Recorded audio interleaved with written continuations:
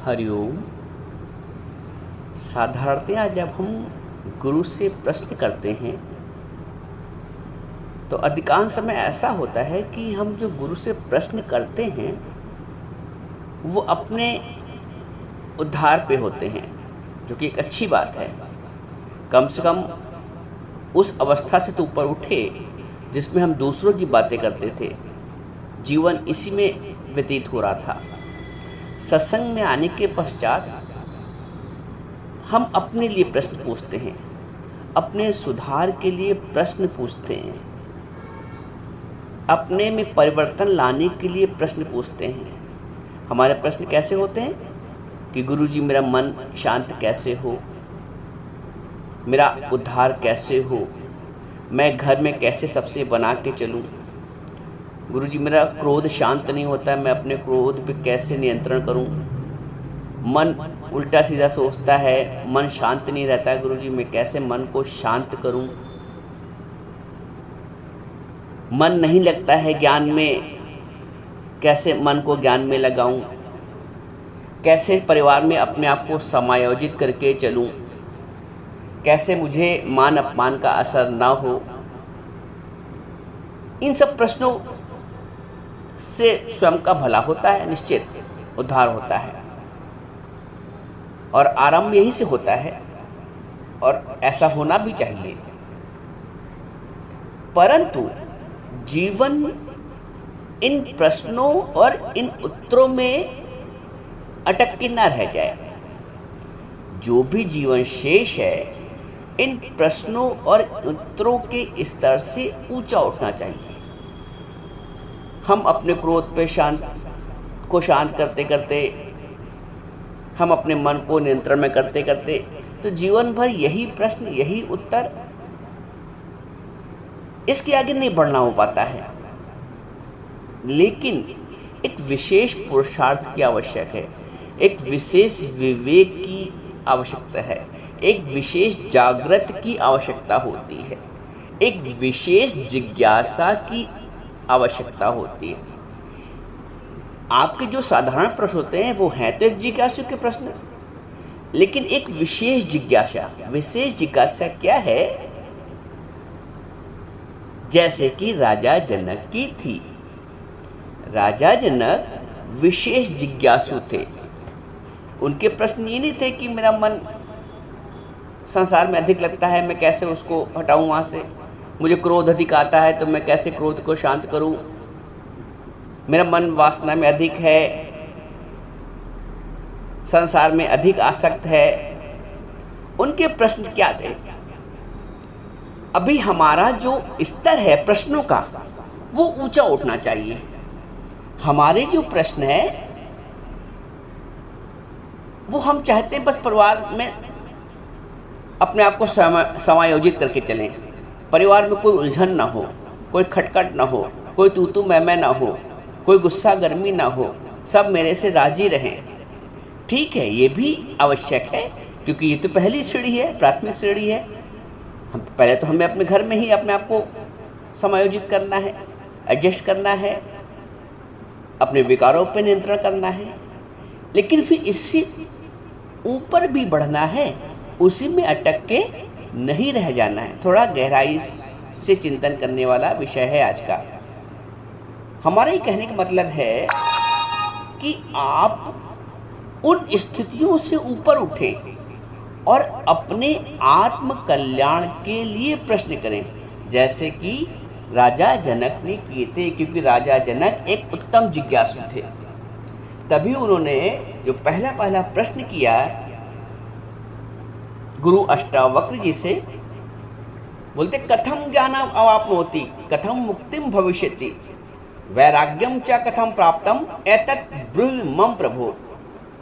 हे प्रभु, हे गुरुदेव, कैसे पुरुष को ज्ञान प्राप्त होता है? उन्होंने पूछा, ज्ञान कैसे प्राप्त होता है, मुक्ति कैसे प्राप्त होगी, वैराग्य कैसे प्राप्त होगा, इसको मुझे बताइए।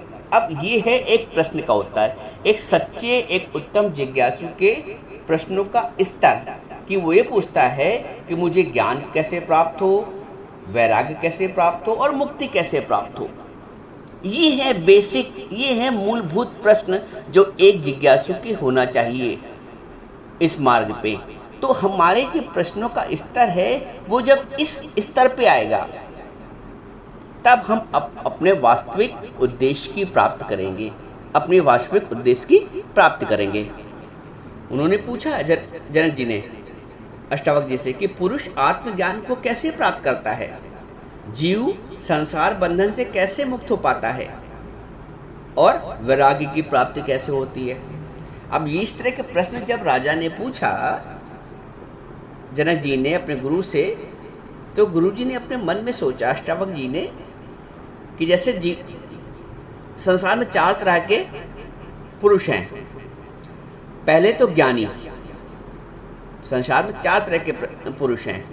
पहला ज्ञानी, दूसरा मुमुक्ष यानी कि जिज्ञासु, तीसरा अज्ञानी और चौथा मूढ़ व्यक्ति जिसको कुछ पता ही नहीं होता है सही और गलत का। तो अष्टावक्र जी ने विचार किया मन में कि चारों में से राजा तो ज्ञानी तो नहीं है, क्योंकि जो संशय और विषय से रहित होता है वही ज्ञानी होता है, लेकिन राजा के मन में संशय विषय हैं अभी, तो ज्ञानी तो नहीं हो सकता राजा।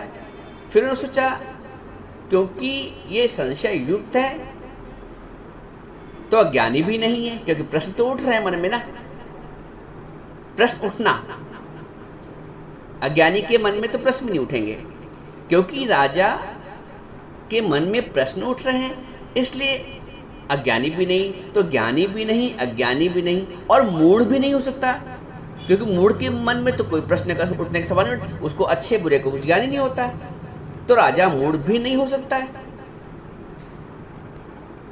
और दूसरा कारण अज्ञानी न होने का कि उन्होंने सोचा कि जिसके चित्त में स्वर्ग आदि फलों की कामनाएं भरी हो वो अज्ञानी कैसे हो सकता है।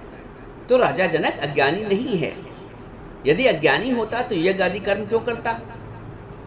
और राजा मूढ़ बुद्धि वाला भी नहीं है, क्योंकि जो मूढ़ बुद्धि वाला होता है वह कभी भी महात्मा को दंडवत प्रणाम नहीं करता है, किंतु राजा ने दंडवत प्रणाम किया।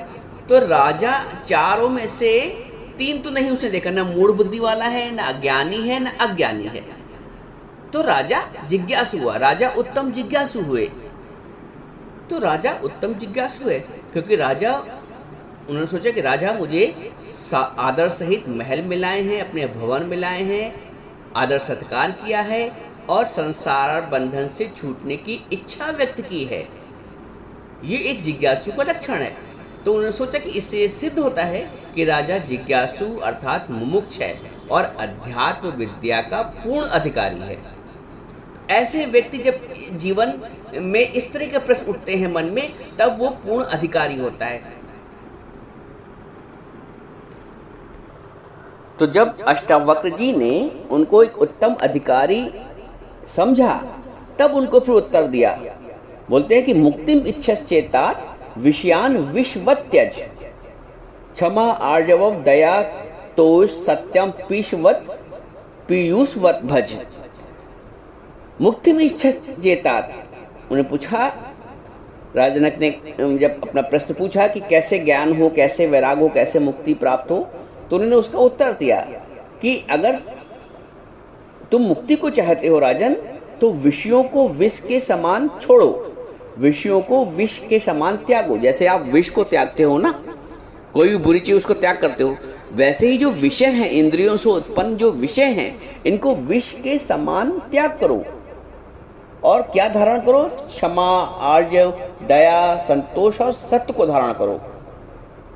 ये है एक जिज्ञासु का प्रश्न और ये है एक ब्रह्मज्ञानी का उत्तर। इस वार्तालाप से हमें ये पता चलता है कि एक जिज्ञासु के प्रश्नों का स्तर क्या होना चाहिए।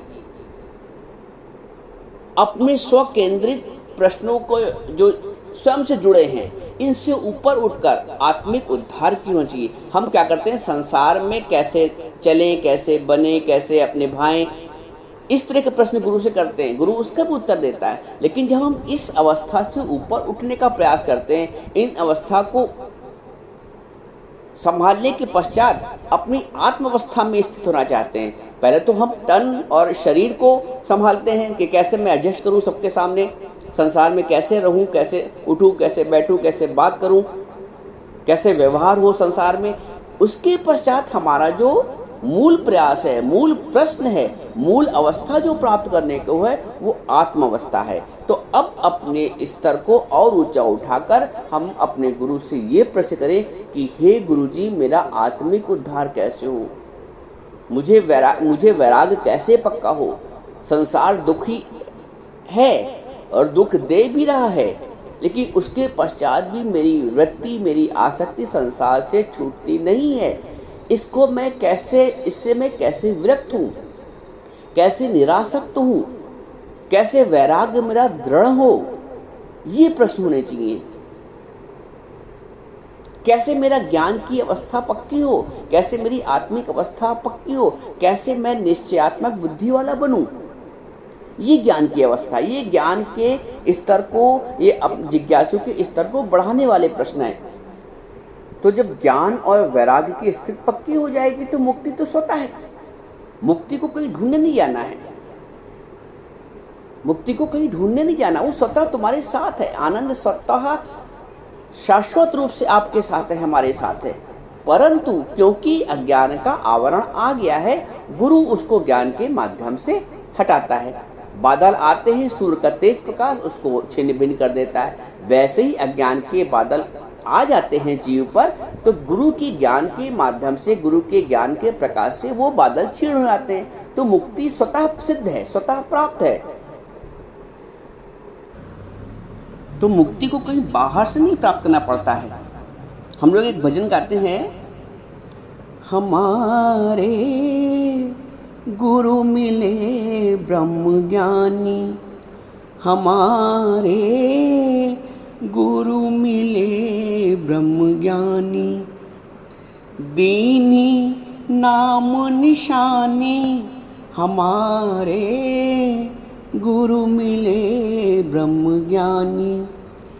काग पलट गुरु हंसा कीनी, काग पलट गुरु हंसा कीनी, दीनी नाम निशानी, दीनी नाम निशानी। हंसा पहुँचे सुख सागर में, हंसा पहुँचे सुख सागर में, मुक्ति भरे जहाँ पानी, हमारे गुरु मिले ब्रह्म ज्ञानी, हमारे गुरु मिले ब्रह्म ज्ञानी। तो ब्रह्म ज्ञानी गुरु के बाहर मुक्ति पानी भरती है, मुक्ति भरे जहाँ पानी। तो हमारा सबका सौभाग्य है कि हम ऐसे समय, हमें ऐसा अवसर ईश्वर ने दिया है जो अपने गुरु से प्रश्न उत्तर करके, अपने संशय विषय समाप्त कर आत्मिक